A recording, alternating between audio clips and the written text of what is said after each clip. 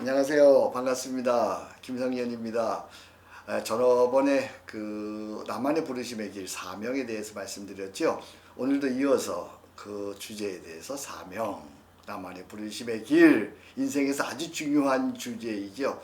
우리가 일터에서 이 사명이 없으면 무슨 일을 해도 지난주에 말씀드렸듯이 불안, 불만, 허무에 빠지게 되는 것이죠. 그래서 이 사명에 대해서 저는 계속해서 말씀을 드리고 싶습니다. 작년인가요?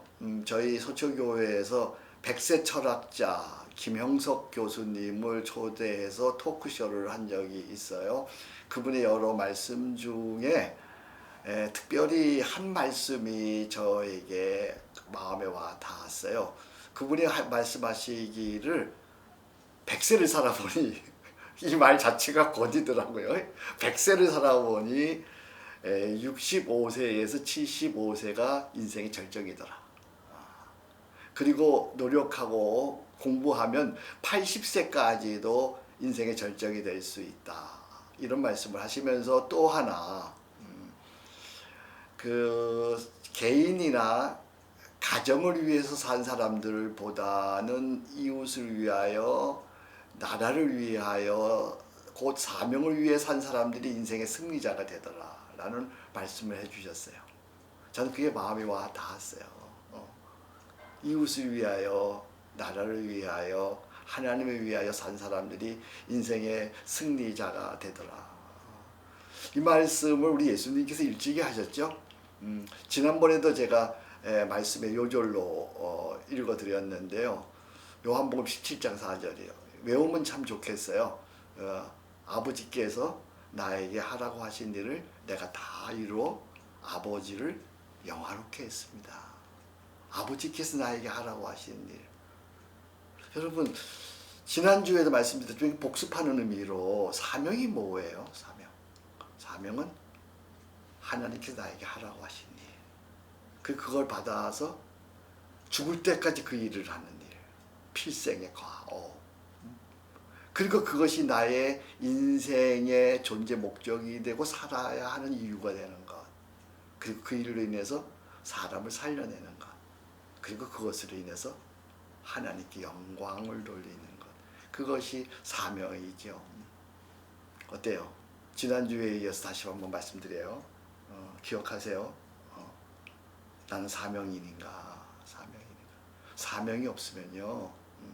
많은 사람들이 성공했잖아요. 근데 결국은 어떻게 되는지 알아요? 저는 그런 사람들이 이렇게 불러요. 정상에 선 실패자. 참 성공했는데 실패자예요. 성공했는데 실패자. 그래서 저는 여러분들 모두가 일터에서 반드시 사명자가 되기를 원해요. 이것을 아인슈타인은 이렇게 얘기합니다. 성공하는 인간이 되기보다는 가치 있는 인생이 되기 위해서는 사명을 깨달아야 한다. 그걸 저는 이렇게 얘기합니다. 사명을 자각하고 사명을 위해 살다가 사명을 성취하고 사명을 위해 죽는 사람은 행복하다. 바로 그런 사람 중에 한 사람이 저예요. 전 정말 행복하거든요. 넉넉하거든요. 나는 우리 모두가 이런 사명인으로 그 길을 쭉 갈 수 있으면 좋겠어요. 그러면 사명이 무엇이냐라는 거죠. 사명을 어떻게 발견하느냐라는 것이 사명 발견. 사명은 대략 네 가지가 사명이 될 수가 있어요. 첫째는 재능.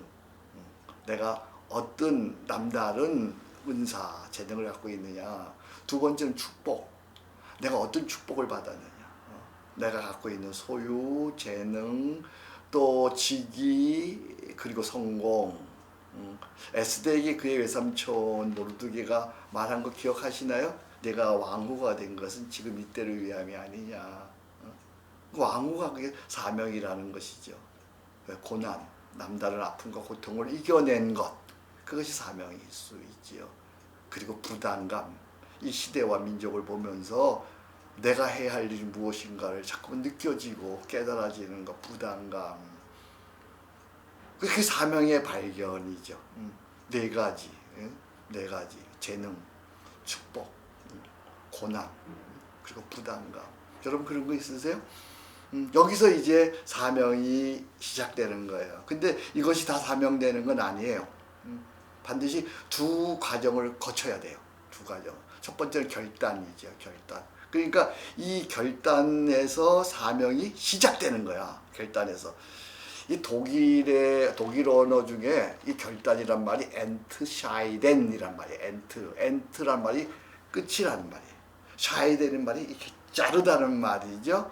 그러니까 지금까지 이 고난, 그리고 축복, 그리고 부담감, 그리고 재능, 이것을 나의 사명으로 깨닫고, 그것을 나의 사명으로 깨닫고, 지금까지 잘못 살아온 것에 대해서, 지금까지 잘못 살아온 것에 대해서 자르고, 새롭게 마음을 정하고 출발하는 것. 거기서 내 사명이 시작되는 거예요. 예수님께서 겟세마네에서 기도하시고 이제 십자가를 향해 떠나시면서 그의 모습을 이렇게 표현하고 있어요. 굳게 결심하시고, 굳게 결심하시고, 그래, 나는 이제 나의 재능과 그리고 은사와 그리고 이 부담감과 그리고 성공을 내가 하나님을 위하여 사용하리라. 이렇게 결단하는 것, 마음을 정하고 결단하는 것, 거기서부터 이 사명이 발견되고 시작되는 것이죠. 또 하나는 열정입니다. 열정. 그래서 사명은 이 열정으로 이어져 가는 거예요. 열정으로. 열정이라고 하는 것은 참 이게 사명이 열정으로 할 때 이 열정이 제가 보니까 나를 끌고 가더라고요. 이 열정이 손해보는 것도 아픈 것도 고통도 염려도 다 이기게 하는 거예요. 이 열정이. 그래서 언젠가 제가 이런 책을 책 속에서 이런 글을 읽었어요. 초의 능력은 크게 있는 것이 아니라 자신을 불사르는 데 있다. 제가 전율을 했습니다. 그때부터 그날 제가 기도했던 것 같아요. 하나님, 제가 재능도 부족하고 능력도 부족하고 실력도 부족하지만 하나님을 사랑하는 마음과 열정만큼은 부족하고 싶지 않아요. 그 열정이 저를 이끌어왔어요. 그래서 저는 힘든 줄도 모르고요. 고생하는 줄도 모르고요. 손해보는 줄도 모르고 기쁘게 감사함으로 즐겁게 여기까지 달려온 거예요.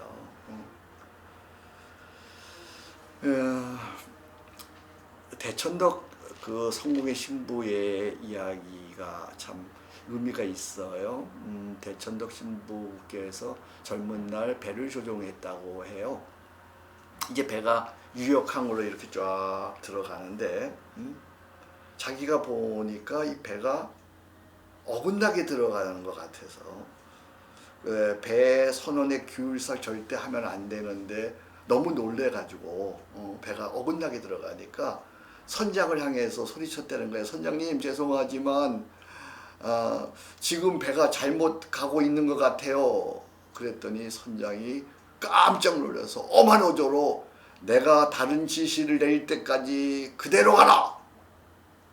그래서 놀래서 그대로 가는데 그 몇 분간이 영원한 시간 같았어요.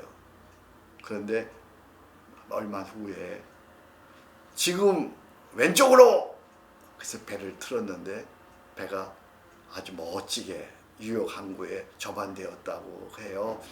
만약에 이 대천덕 신부가 그때 한 몇 분만 빨리 배를 왼쪽으로 틀었다고 한다면 뱃속에 있는 암초에 걸려서 배가 파손될 뻔했다고 해요. 그래서 이후에 이 대천덕 신부는 인생의 또는 사명의 진로를 바뀔 때마다 하나님께 여쭙다 그래요. 그러면 하나님께서 이렇게 말씀하셨대요.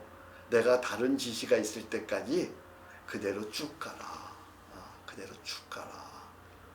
사랑하는 일터 형제자매 여러분, 그러니까 사명을 발견했어요. 그 사명을 발견했으면 이제는 그대로 쭉 가는 거예요. 쭉 천천히 서둘지 마세요. 꾸준히 중단하지 마세요. 즐겁게 억지로가 아니에요. 즐겁게. 그리고 주님과 함께 혼자가 아니라 기도하면서 충성스럽게 그 길을 쭉 가는 거예요. 만약에 다른 사명의 진로가 있으면 주님이 말씀하세요. 왼쪽으로, 그때 커브를 돌면 되는 거죠. 자, 사랑하는 일터 여러분, 우리 사명을 발견했어요? 그렇다면 이제 쭉 그 길로, 다른 지시가 있을 때까지 그대로 가세요. 그러면 우리도 말할 수 있어요. 아버지께서 나에게 하라고 하신 일을 내가 다 이루어 아버지를 영화롭게 했습니다. 다 이루었습니다. 다 이루었습니다. 이런 인생의 승리자가 되기를 주의 이름으로 축복합니다. 우리 함께 기도할까요? 하나님 아버지, 인생을 살아가면서 우리가 일터가 우리의 사명지가 되게 하시고, 이제 우리가 당면한 여러 가지 아픔과 재능과 축복과 부담감이 사명감이 되게 하셔서, 사명이 되게 하셔서 이제 무슨 일이든 쭉 그대로 가게 해 주시옵소서. 예수님의 이름으로 기도합니다. 아멘.